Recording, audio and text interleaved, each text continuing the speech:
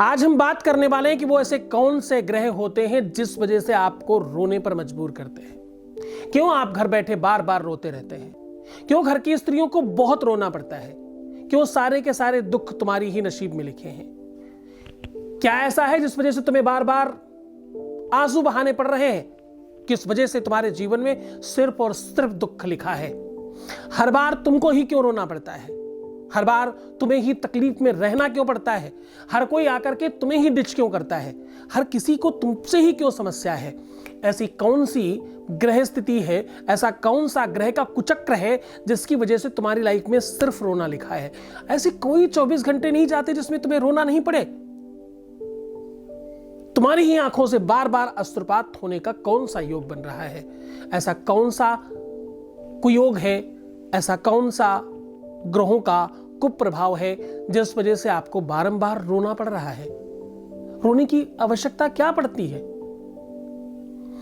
दुख, तकलीफ, मुसीबत, हर संकट तुम्हारी ही नसीब में है। आज उन सारी की सारी महिलाओं को मैं जगाने की कोशिश कर रहा हूं। आज मैं साझा कर रहा हूं इस व्यवस्था को आप सबके सामने एक खुले मंच पर। मैं बहुत निर्भीक होकर के पूरी की पूरी ईमानदारी से, पूरी स्वतंत्रता के साथ आपके साथ इस बात का साझा कर रहा हूं कि ऐसी क्या अव्यवस्थाएं होती हैं जीवन में। क्या ऐसी कोई कुरीति है, कोई कुनीति है या कोई कुयोग है? ये सारी की सारी बातों पर हम खुले मंच पर आज चर्चा कर रहे हैं। तो सबसे पहले मजबूत हो जाएं, ओपन हार्टेड हो जाएं, अपनी बात बताने की कोशिश करें। अपने जीवन में एक डस्टबिन बनाएं। डस्टबिन मतलब हम घर की सफाई करने के लिए जब झाड़ू पोछा करते हैं तो एक डस्टबिन रखते हैं कि उसमें कूड़ा करकट जो भी निकलेगा डाल देंगे। अरे ये जो मकान है तुम्हारा, ये जो भवन है तुम्हारा, इसमें भी तो बहुत सारी गंदगी है। और गंदगी केवल वो नहीं जो तुम खाते हो, गंदगी वो भी है जो तुम दिमाग को खिलाते हो। जो तुम भोजन करते हो उसकी मात्रा कम पड़ सकती है, कम हो सकती है। जो दिमाग भोजन करता उसकी मात्रा बहुत है, क्योंकि वो 24 घंटे खाता रहता है। उसको आपने कभी डस्टबिन नहीं दिया, इसलिए तुम्हारे साथ ऐसा हो रहा है। तो सबसे पहले ब्रीथ आउट, चीजें बाहर निकालने की कोशिश करिए। कोई ऐसा व्यक्ति अपने जीवन में बनाइए, कोई ऐसा गुरु, कोई ऐसा व्यक्ति, कोई ऐसा आपका आइकन, कोई ऐसा मोन्टर, कोई ऐसा पर्सन जिससे तुम हर बात कह सकते हो, जो तुम्हारी बात सब जानता हो। उससे अपनी बात अंदर से बाहर निकालो। जब भी तुमसे कोई अंतरंग बातें पूछ ले, जब भी कोई तुम्हारे बारे में सब जानने की कोशिश करे या जान ले, तो बुरा मत मानना, अजीब मत समझना। ये तुम्हारे लिए बहुत स्पेशल होगा, क्योंकि तुम्हें कोई खुशी देने की कोशिश कर रहा है, तुम्हें अंदर से खाली करने की कोशिश कर रहा है, और अब तुम ठीक हो जाओगे। जब कोई इंसान आकर के आपको बोले कि मैं तुम्हारे विषय में तुमसे ज्यादा जानता हूं, तुम्हारी वो बातें अंदर से निकाल के बताए जो तुम्हारे अलावा कोई नहीं जानता था, तुम भयभीत मत होना, परेशान मत होना। ये समझना कि आज पहली बार तुम्हें तुम्हारी लाइफ में कोई ऐसा दस्तक देने वाला मिला है जो तुम्हें अंदर से साफ करेगा, तुम्हें पूरी तरह से नहलाने की कोशिश करेगा। तुम स्नान करते हो केवल शरीर की पवित्रता के लिए, मन की और आत्मा और दिमाग की पवित्रता के लिए तुम कोई काम ही नहीं कर रहे। जो ध्यान योग समास में है, जो प्राणायाम इत्यादि की पद्धतियों में है, वो थोड़ा बहुत कर रहे हैं, कंप्लीट तो वो भी नहीं कर पा रहे। क्यों? क्योंकि वो कंप्लीट ब्रीथ आउट नहीं कर रहे, इसलिए उनके साथ ऐसा ज्यादा हो रहा है।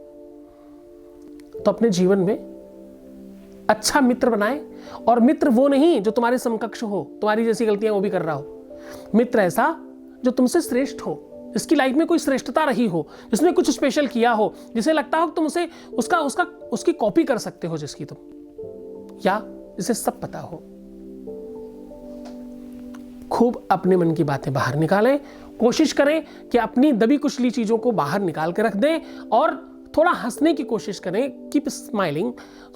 जितना ज्यादा आप मुस्कुराएंगे, हंसने का कोई भी बहाना निकालिए और खूब सारा हंसने की कोशिश करिए, क्योंकि बुरी चीजें थोड़ी होकर भी ज्यादा हो जाती हैं, अच्छी चीजें ज्यादा होकर भी कम पड़ जाती हैं। नमक और चीनी की तरह। एक गिलास पानी को नमकीन करने के लिए चुटकी नमक बहुत है, उसी गिलास पानी को मीठा करने के लिए कई चम्मच चीनी डालनी पड़ेगी। मुस्कुराना अतिशय चाहिए, रोने के तो हजारों बहाने हैं आपके पास। मुस्कुराने की कोशिश करिए। दूध में मिश्री मिला के भगवान शिव को चढ़ाइए। दूध और मिश्री मिला करके गरीबों में बांटिए, कुछ बच्चों को पिलाइए, बच्चों को खूब टॉफ़ी और चॉकलेट दीजिए, उनके चेहरे में खुशी लाने की कोशिश करिए, बच्चों में खिलौने बांटिए और अपने गले में जितना बड़े से बड़ा हो सके मोती धारण करिए। चांदी के बर्तन में खाना पीना शुरू कर दीजिए। चांदी के तार से अपने बेड के जो पावे हैं उनको कवर कर दीजिए, उनको बांध दीजिए। कम से कम 3-3 राउंड तो कर ही दीजिएगा। मुश्किल से 200-500 रुपए का खर्चा है, बहुत बड़ी बात नहीं है, ये किया जा सकता है, ये सामान्य बात है। कोशिश करिए कि जब आप रात्रि में सोएं तो धन्यवाद करके सोइएगा। कुछ और नहीं तो कम से कम ईश्वर से ही बात करना शुरू करिए। धन्यवाद, आज बहुत अच्छा दिन बीता। धन्यवाद, आज मुझे खाना मिला। धन्यवाद, मुझे आज का दिन बेहतर रहा।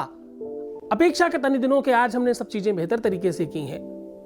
धन्यवाद प्रकृति का, धरती का, आसमान का, आग का, पानी का, हर एक उस चीज का धन्यवाद जिसने आज मुझे संभाला। आज सांसें मेरी चल रही हैं, आज मैं जिंदा हूं। धन्यवाद।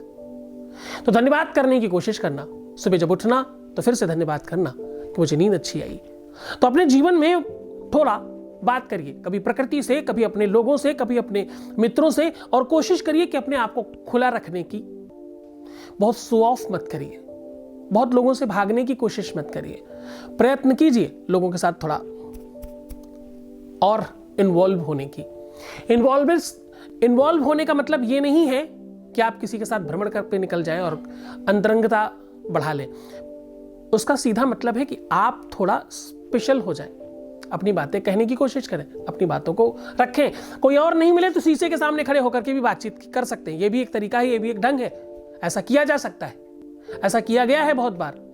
एक मंत्र बताता हूं।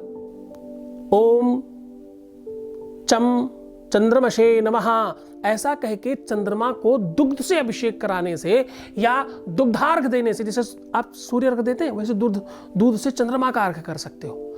ऐसा बार बार करते रहने से या हर सोमवार को या हर पूर्णिमा को करते रहने से ऐसी चीजों से पूरी तरह से निजात मिलती है।